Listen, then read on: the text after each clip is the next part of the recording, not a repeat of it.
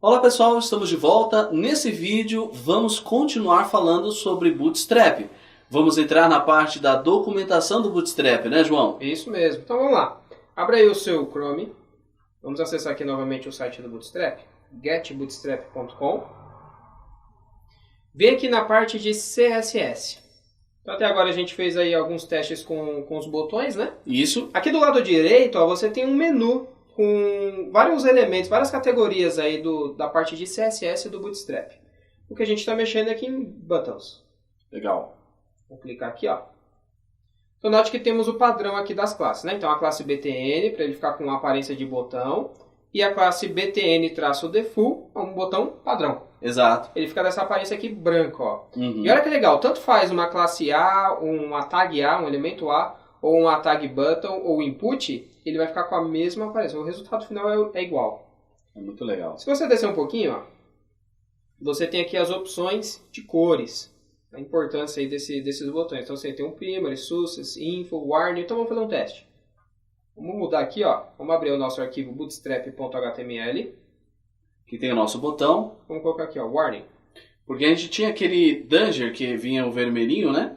Vamos executar ele agora, botão direito, Isso. abre ele no Abrir Chrome. aqui com o Chrome, então abrir com o Chrome.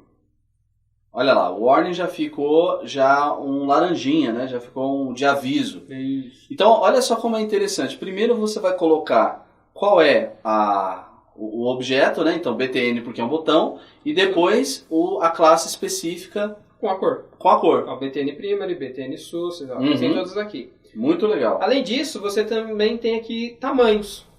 Pois é. Então você pode determinar qual é o tamanho do seu botão. Vamos aumentar aqui para ele ficar grande, ó. Então adiciona mais uma, além da cor. Eu quero que ele fique aí amarelo, né, laranja. E grande, BTN-LG. Isso. Aí talvez você pode se perguntar, nós já falamos disso em outro vídeo, né? Por que a gente dá o espaço dentro do class? Vamos mais uma vez reforçar esse ponto. Então toda vez que eu dou espaço, por exemplo, BTN espaço, BTN warning espaço, BTN-LG, eu estou aplicando 3 classes CSS no mesmo elemento. Se você deixar junto BTN e tirar o espaço e colocar BTN de novo, traço warning, ele vai achar que o nome da classe é BTN, traço warning. Exato. Se você colar, ele vai entender que é um nome só. Com espaço, aplicando mais de uma classe CSS. Agora vamos ver o padrão. Olha como é interessante o padrão aqui do Bootstrap. Deixando um pouquinho de lado os botões, volta lá em cima do site, onde tem o menu CSS, vem aqui em componentes. Novamente você vai ter o menu aí do seu lado direito, esperar carregar aqui. Isso, aqui no topo do site lá, sobe lá, porque quando a gente clica ali nos botões, ele desce a barra de rolagem bem, né? Vai lá no topo, clica lá em componentes. Então vamos ver aqui, ó, por exemplo, labels. Então note que se você for fazer um label, ó, você pode até copiar esse estilo aqui, ó. Um H3 com label. Vou copiar ele. Seleciona essa linha, copia Vou ela. colocar aqui para baixo. Legal. Testar essa página.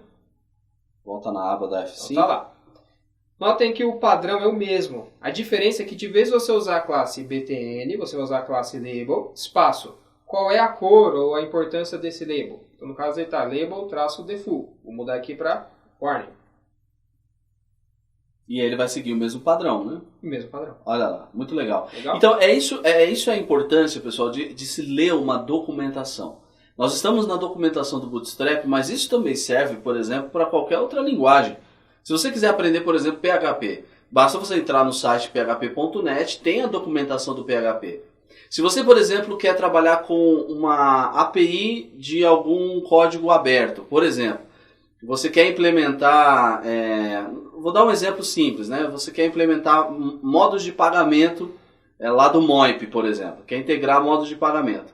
Aí alguém te diz assim, mas como é que eu faço para integrar isso? Aí alguém te diz, leia a documentação. Então lá no site dessa empresa de pagamentos, vai ter uma área que vai explicar exatamente como a gente está fazendo aqui. Olha, você pode usar esse comando e ele faz isso. Como agora. Você pode usar label-primary, label-warning, e ele vai te dar esse resultado. É isso que é uma documentação. É uma forma de explicar para você quais recursos essa tecnologia te dá. Como nós estamos usando o Bootstrap em alguns dos nossos exemplos, e vamos usar isso no nosso projeto real. Então é importante que você conheça a documentação do Bootstrap, dedica um tempo do seu dia para você estudar um pouquinho mais o que dá para ser feito com Bootstrap. Dá para você colocar muita coisa. Vamos continuar vendo um pouquinho mais de label. Vamos ver. Vamos fazer mais um teste aqui, ó. Aqui, Danger. Uhum. Esse é legal quando você tiver, por exemplo, no seu projeto, né? Imagina, por exemplo, que você tem um sistema. E aí no sistema diz lá assim, existem alertas que aconteceram. Aí você pode colocar via programação, né? Quantos alertas, colocar um número dentro, em vez de Se você pensar uma caixinha de e-mail, né? Pois é. Novo. Então vem lá um label success, escrito novo, né? O new, alguma coisa do Agora, tipo. por exemplo, vamos supor que você tenha, João, uma coisa boa, né? Vamos supor que você tenha lá, você recebeu duas novas vendas. Então a gente poderia usar o success. Vamos fazer um teste aqui, ó. Em vez do new, vamos colocar o número 2, em vez da palavra new, coloca o número 2. E em vez de label danger, vamos colocar success. Success. Dá uma olhada lá. Vamos executar. Olha lá, 2 novas vendas, né? Só que nota que ele é meio quadradinho, né? Uhum. Se você quer aquele estilo redondo, que normalmente vem em menus, algo do tipo, você vai usar esse outro aqui, ó. Que é o badges. Olha que legal. Então esse exemplo aqui, ó. Vamos copiar ele. Vou colocar embaixo, só pra gente ver aqui a diferença, ó. Uhum. Ó, ele é mais redondinho do que o outro, tá vendo? Vamos ver também os alertas. Então vem aqui embaixo em alertas.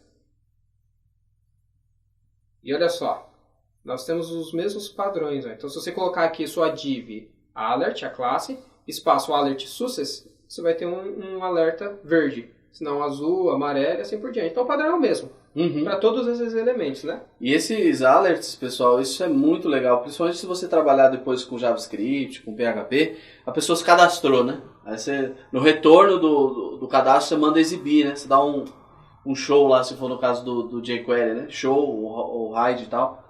Você pode mandar exibir um alerta e aí já vem com essa classe. Aí o Bootstrap já mostra bonitinho. Vamos colocar um aí na tela para testar? Vamos lá. Então vem aí, ó, clica com direito aqui nesse aqui, o verde, por exemplo, inspecionar o elemento. Vamos copiar aqui o HTML dele, ó. Clica em cima, copiar, elemento. Já vai vir o HTML inteiro dele, ó. Então tem aí, alert, espaço alert success e a mensagem que tem aqui dentro, ó, só pra gente testar. Então tá lá, você já tem o seu alerta aqui na tela. Mudou de success para danger, por exemplo.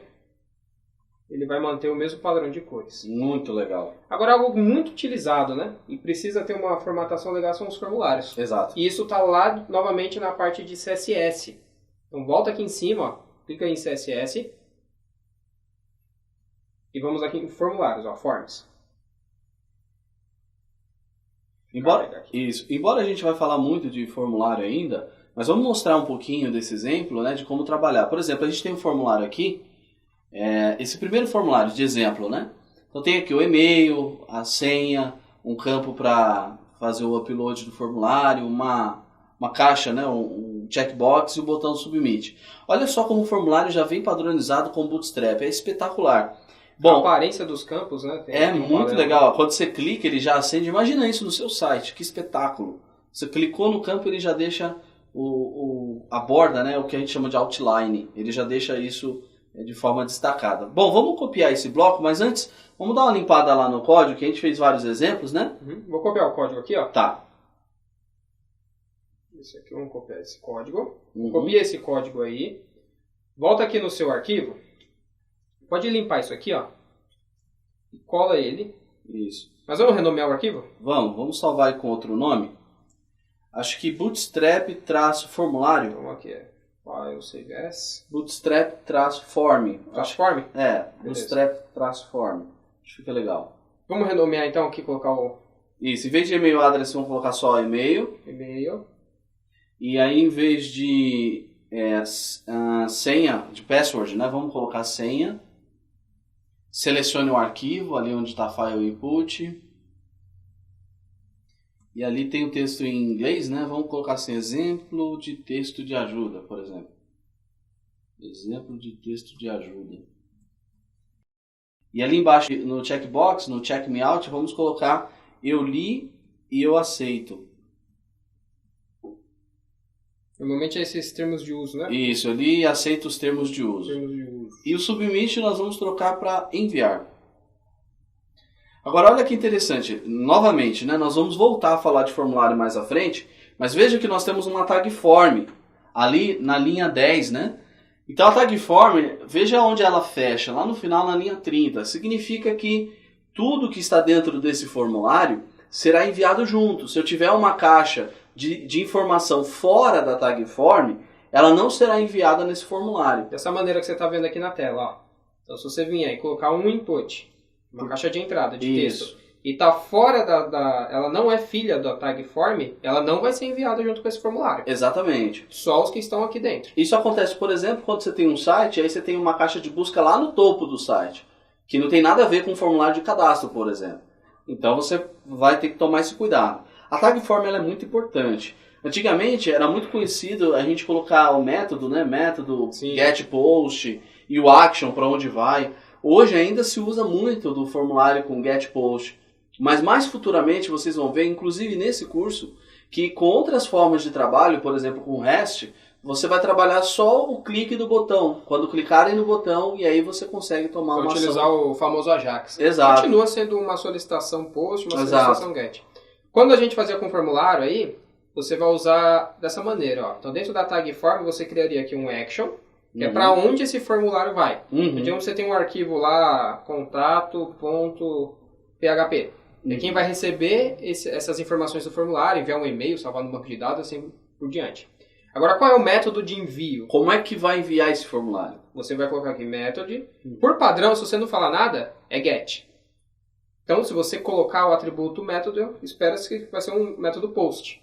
O get, os seus campos de input, eles vão ser enviados na URL. Então você consegue visualizar eles. Fica visível. Já o post, ele não vai ser visualizado na URL. Ele fica oculto. Dá pra ver mesmo assim, mas ele fica oculto para a maioria dos usuários. Um pouco mais. Agora, esse campo de texto lá em cima que nós temos ali, o input type e-mail, nós temos aqui, ó, repare que já é do HTML5, quando você põe input type e-mail, significa que ele espera um e-mail válido. Se eu quisesse tornar esse e-mail obrigatório, eu escrevo um atributo novo chamado required. E aí o required vai fazer com que esse campo seja obrigatório. Novamente, vamos falar sobre isso lá na aula de formulários. E nós vamos voltar sobre isso em outras aulas. Mas é bem importante a gente saber esses recursos, né? Bom, temos aí também o campo senha. Vamos ver como ficou esse formulário. Vamos salvar. Então a gente salvou aqui com outro nome, né? Isso. Vou clicar com o direito aqui, vou abrir ele no Chrome também. Olha lá. Ficou legal, hein? Já tá aí, ó. Se eu clicar em enviar, então... Eu apaguei, né? Eu apaguei os dados aqui de envio. Mas vamos colocar aqui de volta, ó. Action contato.php. Vou deixar sem o método, que ele é get. Sim. Atualizar aqui, ó. Clique em enviar. Olha lá. Ele já vai dizer preencha esse campo. Agora vamos tirar lá então o método. Aquele... Isso. Vamos tirar o action, aliás. E o required. Vamos tirar o action e o required. Isso, vamos clicar agora, dar o F5 lá na página. Clique no botão enviar. Olha lá, ele envia para a mesma página, né? Evidentemente a gente não tem nada, mas repare que ele já não tornou obrigatório, né? Isso, não tornou obrigatório. É isso aí. Ele vai mandar. Bom, então você viu como ficou legal um pouco que a gente viu sobre a documentação do Bootstrap. Como é que o Bootstrap alimentou esse formulário? Vamos voltar no código aqui, você vai ver a classe.